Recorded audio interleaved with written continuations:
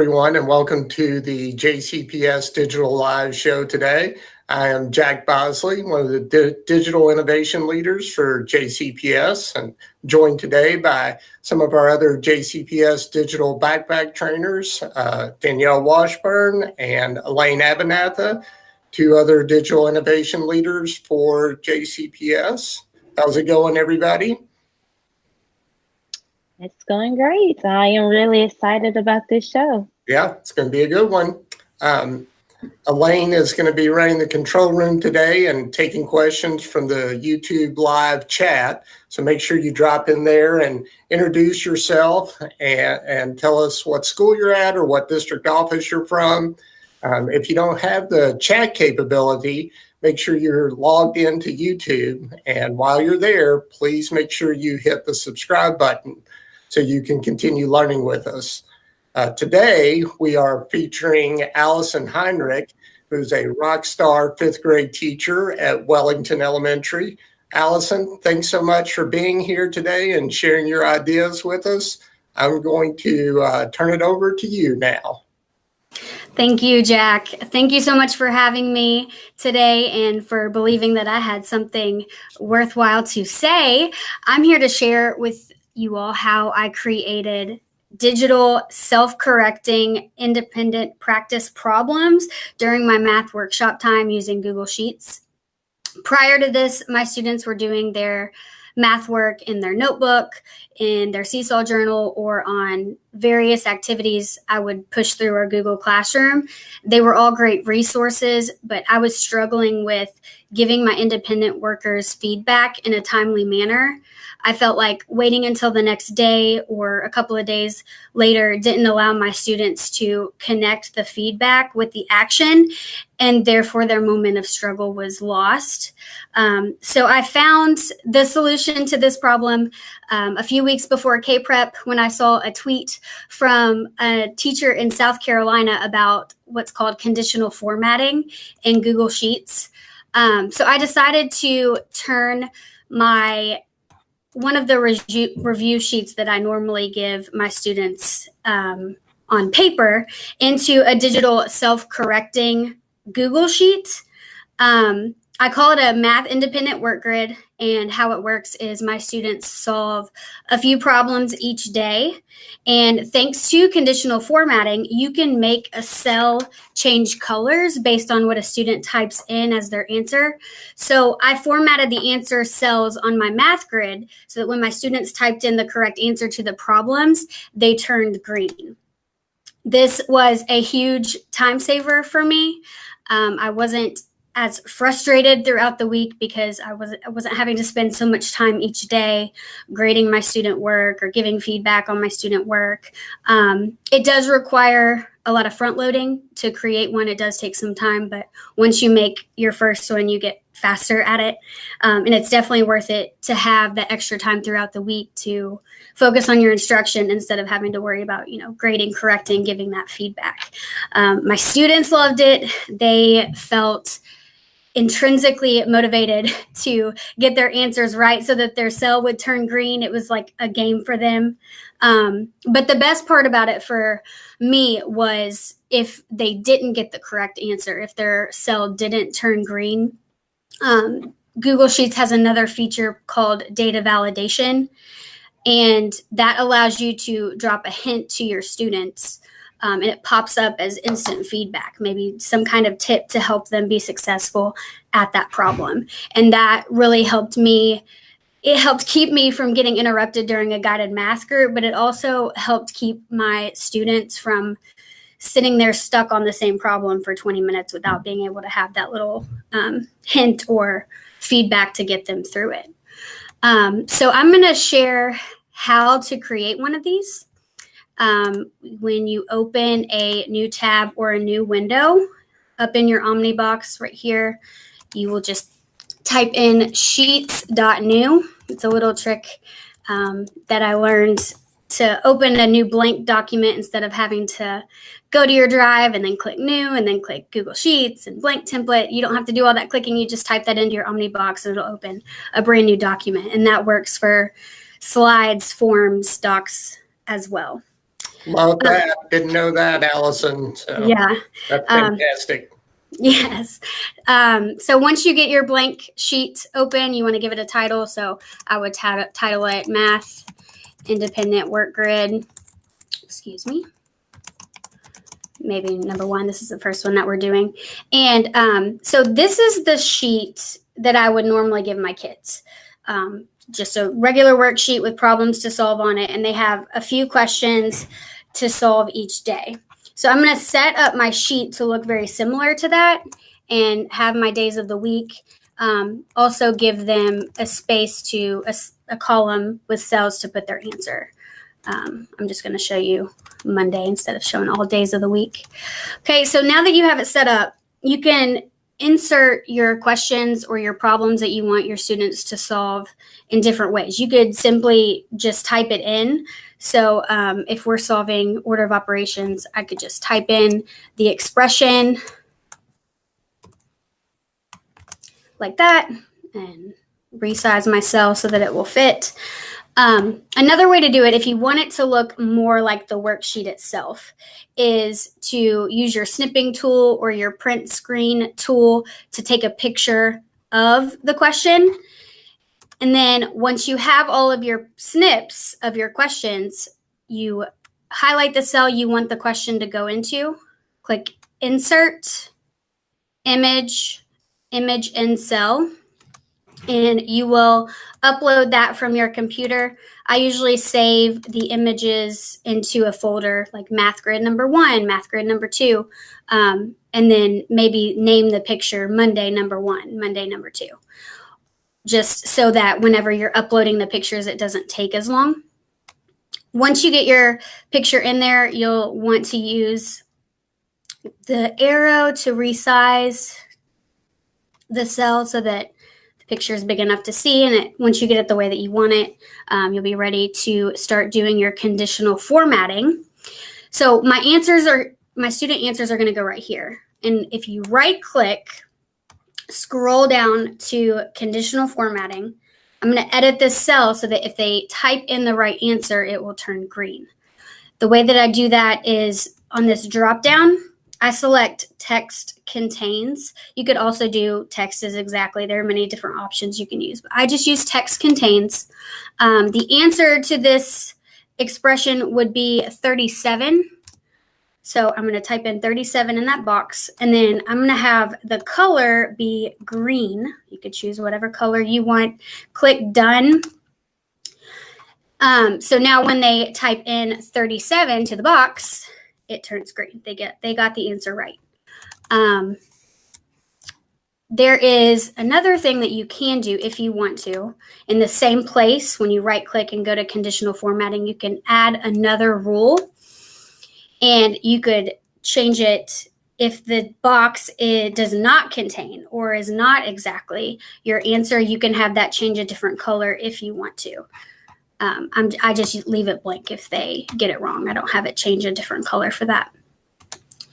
Okay, so if they get it wrong, if they don't get the question correct, there is another setting. When you right click and you scroll all the way down, you're going to select data validation. And same thing, for criteria, you're going to select text. The answer is 37, so you want the text to contain 37.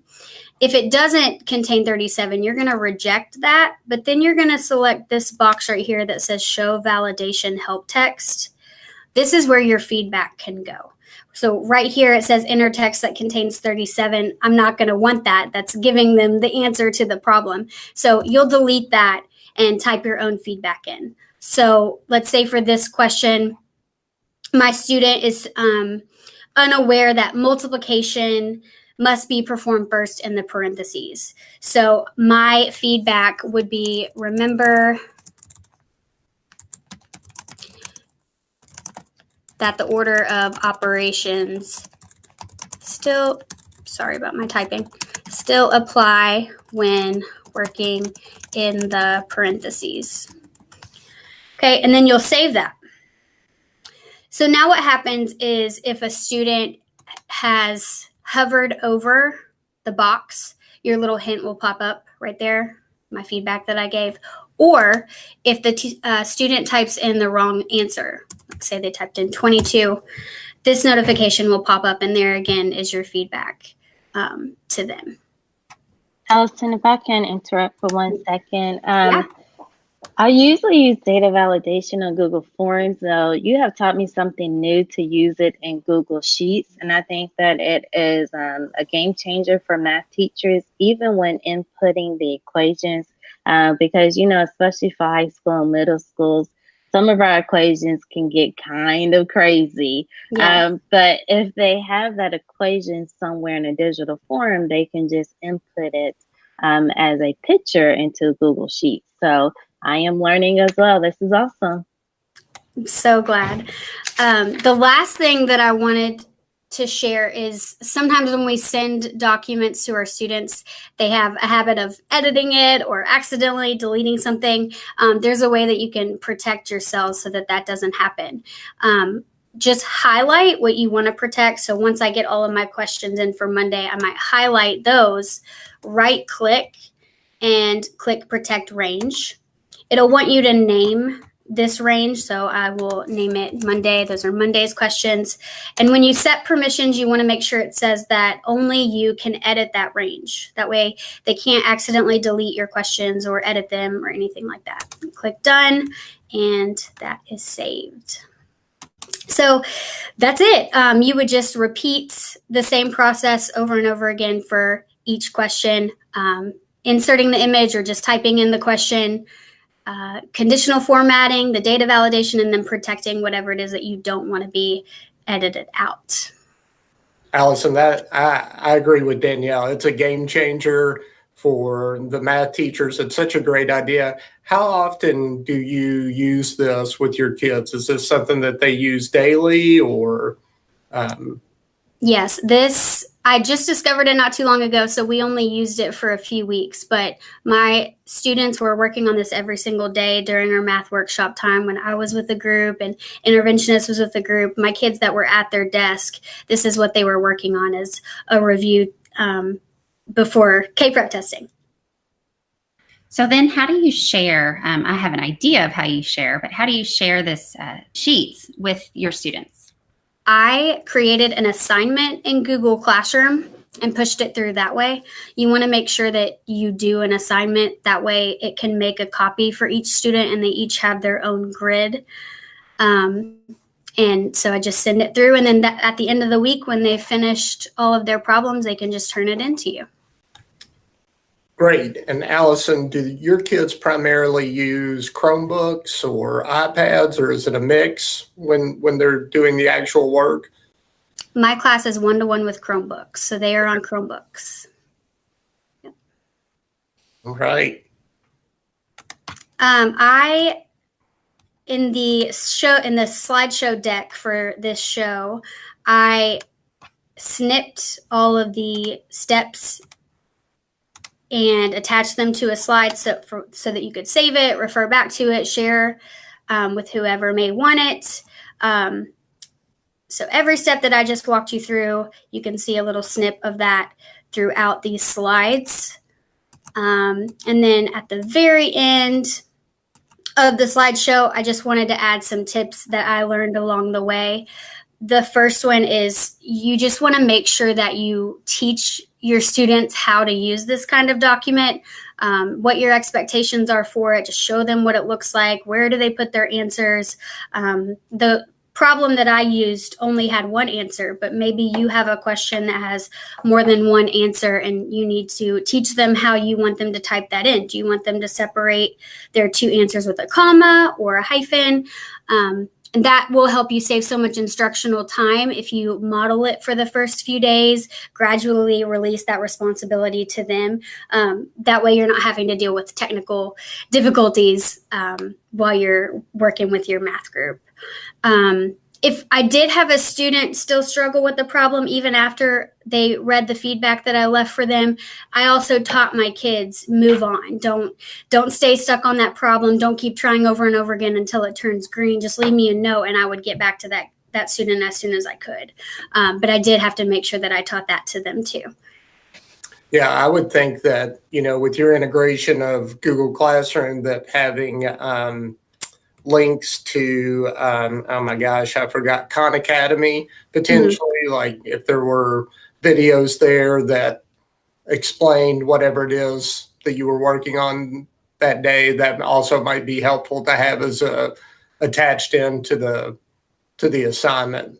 Yes. So, and that would be so easy to do since you're already using Google Classroom. Mm-hmm. Yeah. And I have two questions for you. My first question is, when you say that your students will leave a note, how does that work? Is it a digital note, or are they pulling out sticky notes? And then the second question is that if they are showing work, do you have your students show work on a piece of paper or through the Chromebook? Those are good questions. For the notes, I had some kids just grab my Post-its and leave me a note that way.